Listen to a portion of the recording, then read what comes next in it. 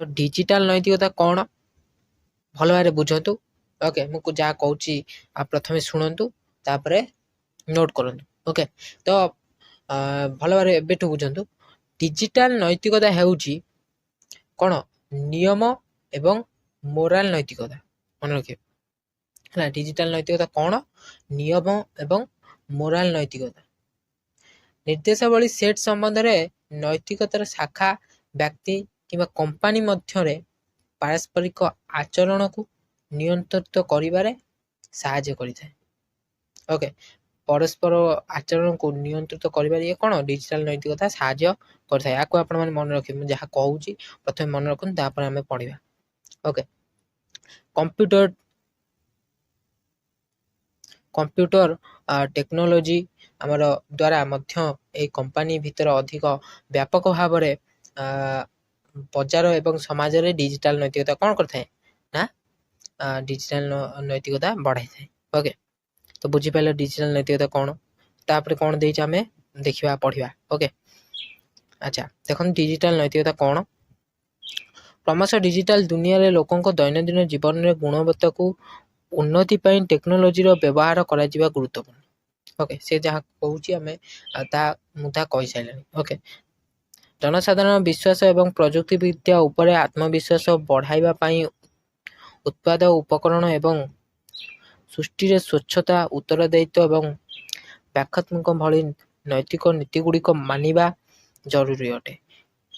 Okay से कौन कहूँ ना दुनिया रे आमे जदि डिजिटल नैतिकता आनिया चाहूचे ओके ताले कौन करा जिवो ना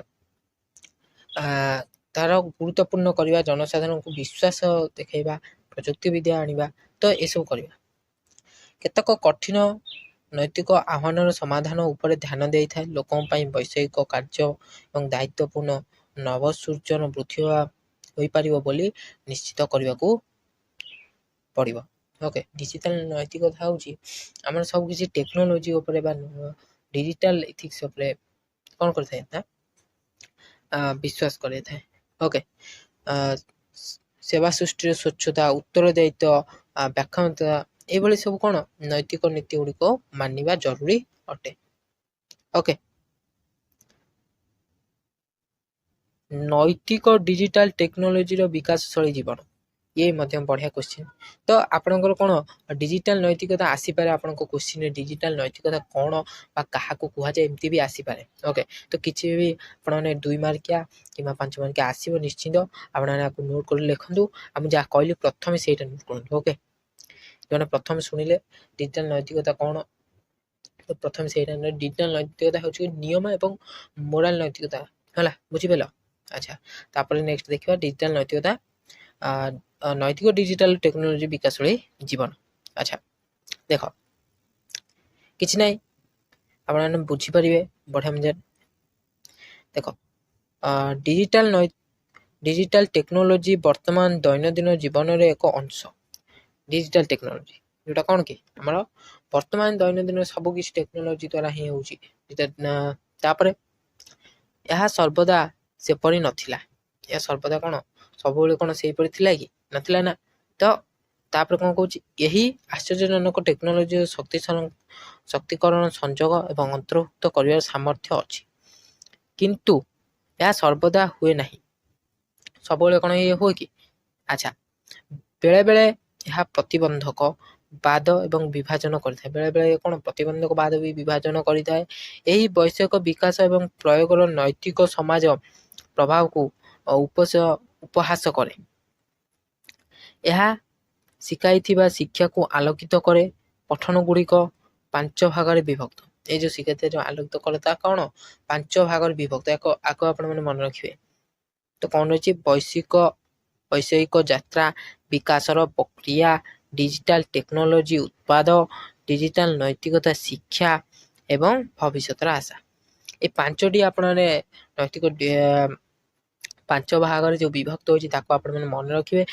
देख भल भाव देखु आपको नोट कर लिखु। ओके वैषयिक यात्रा विकासर प्रक्रिया डिजिटल टेक्नोलोजी उत्पाद डिजिटल नैतिकता शिक्षा भविष्य आशा। ओके तो समस्त डिजिटल टेक्नोलोजी किपर सुनिश्चित होब ताहा अनुसंधान करने आवश्यक ସବୁଆଡ଼େ କେମିତି ଡିଜିଟାଲ ନୈତିକତା ବଢ଼ିବ ତାର କ'ଣ ତାହା ମଧ୍ୟରେ ବି ଆମେ ଅନୁସନ୍ଧାନ କରିବା, ତାହା କିପରି କ'ଣ ଡେଭଲପ୍ ହେବ ତାହା ଉପରେ ଆମେ କ'ଣ କରିବା ନା ସମସ୍ତଙ୍କୁ ଜଣେଇବା, କେମିତି କ'ଣ ଡେଭଲପ୍ ହେବ, କେମିତି ଆମ ମାନେ ସବୁଆଡ଼େ ଡିଜିଟାଲ ନୈତିକତା ବ୍ୟବହାର ହେବ, ତାପରେ ସବୁ କ'ଣ ଗୁରୁତ୍ୱପୂର୍ଣ୍ଣ ଦେବା।